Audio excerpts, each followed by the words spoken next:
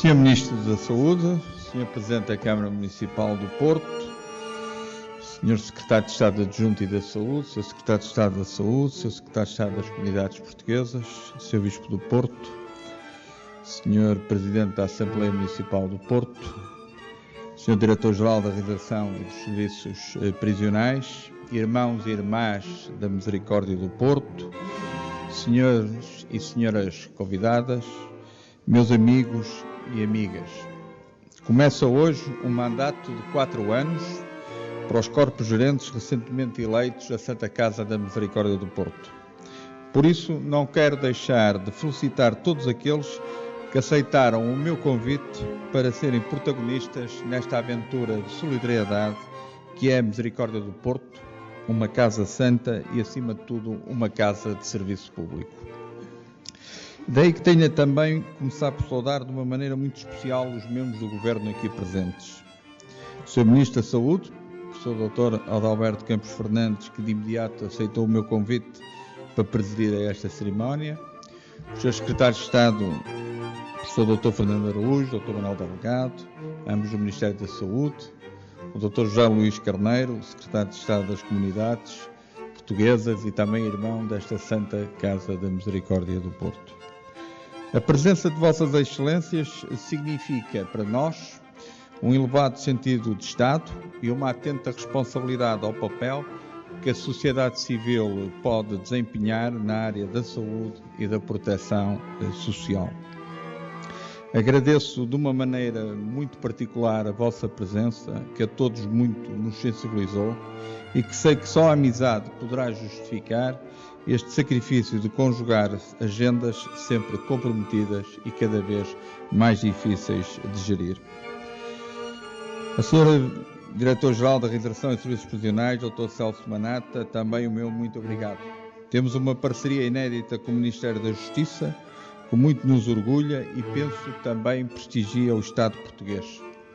A sua dinâmica é bem um exemplo, como é possível fazer parcerias onde todos podem ganhar, sempre na defesa do bem público.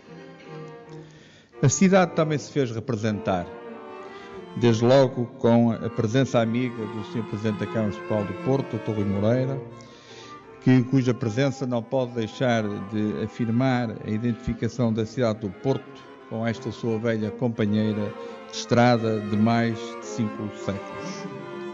Uma palavra também de saudação ao Dr. Miguel Pereira Leite, Presidente da Assembleia Municipal do Porto. Ambos têm acompanhado desde a primeira hora o meu trajeto como provedor da Misericórdia do Porto.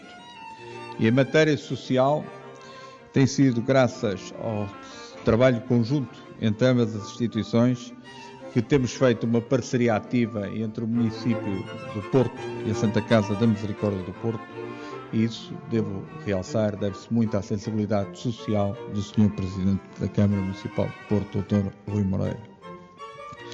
Este introito de cumprimentos não ficaria completo se eu não saudasse de uma maneira muito especial o nosso Bispo do Porto, o Sr. Dom António Francisco dos Santos.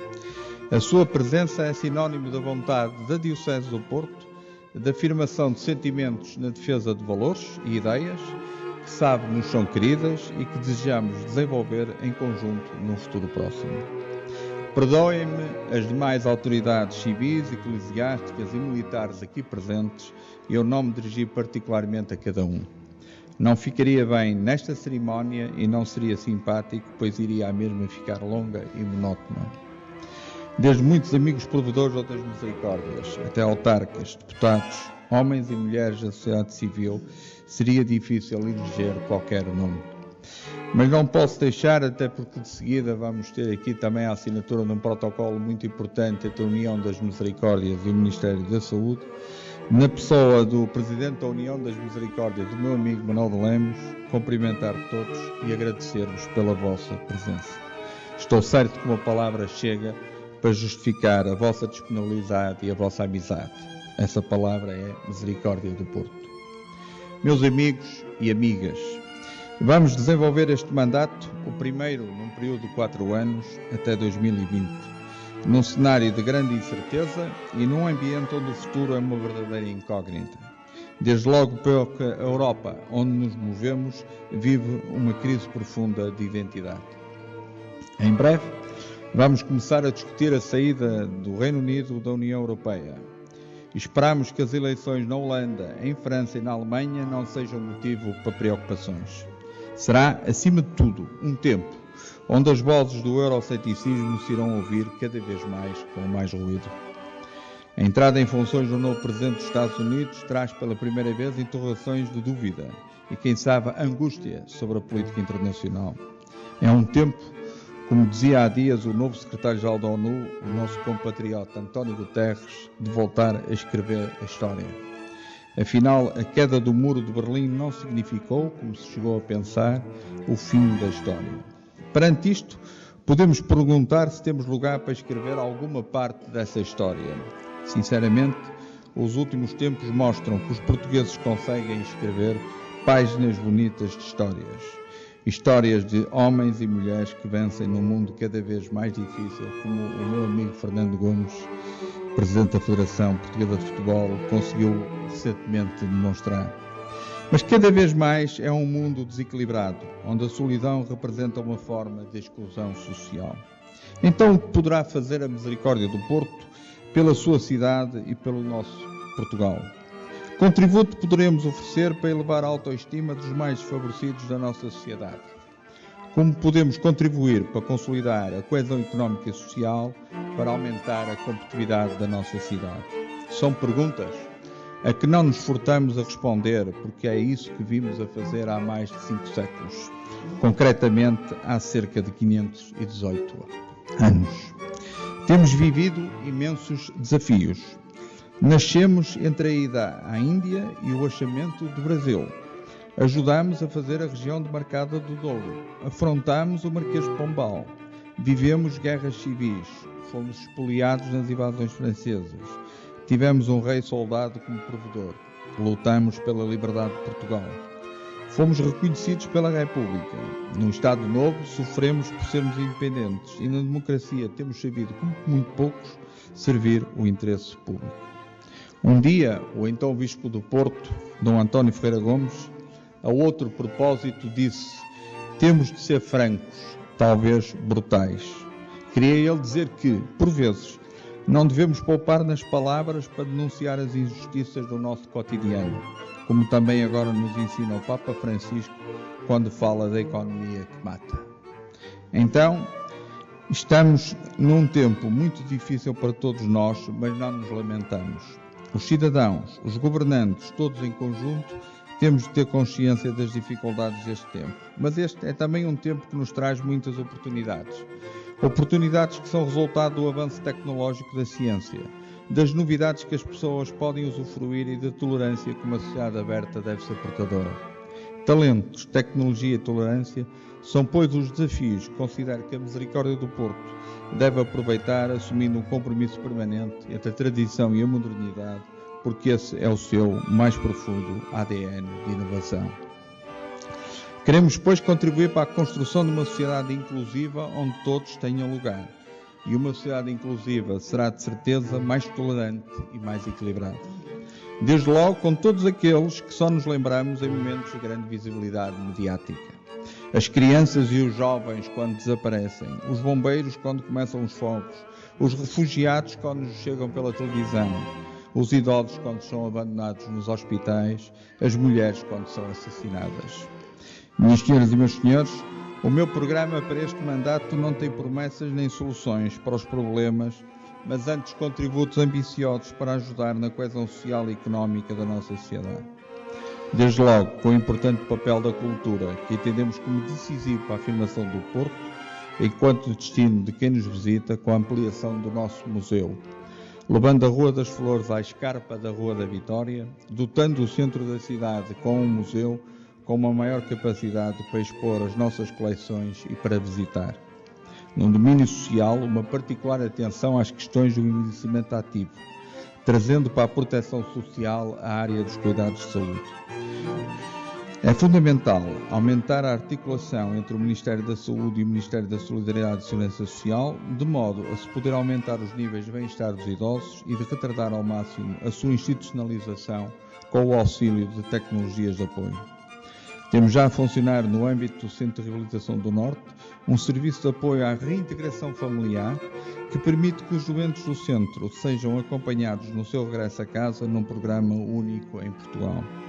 Já a partir de março, vamos também incluir nas nossas equipas de apoio ao domicílio, na área social, a presença de enfermeiros, que desse modo completam as equipas de apoio aos idosos e aos seus cuidadores informais. Também para estes será importante criar enquadramento legal, permitindo às famílias poderem apoiar os seus séniores e evitar desse modo a institucionalização dos mesmos numa afirmação de plena cidadania.